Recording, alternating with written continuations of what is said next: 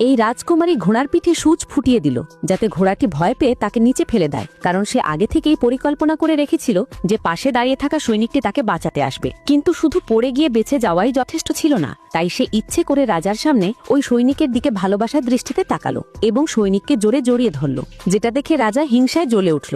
আর ঠিক তখনই রাজকুমারী গোপনে কিছু রূপোর টুকরো ঘোড়ার ওপর ছুঁড়ে মারল, যার ফলে যন্ত্রণায় ঘোড়াটি পাগল হয়ে রাজাকে লাথি মেরে দিল, যার ফলে রাজার পুরুষত্ব চিরতরের জন্য নষ্ট হয়ে গেল।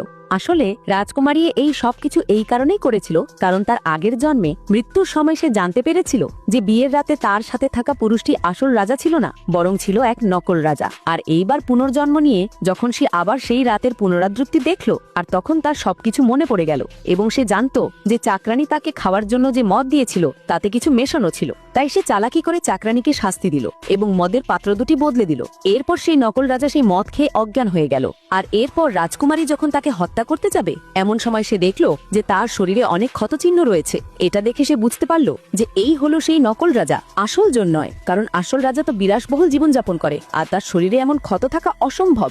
এসব দেখে রাজকুমারী তখনই পরিকল্পনা করলো যে এই নকল রাজাই এখন আসলের জায়গা নেবে। আর তাই সে এমন বিশ্বাসযোগ্যভাবে তাদের প্রথম রাতে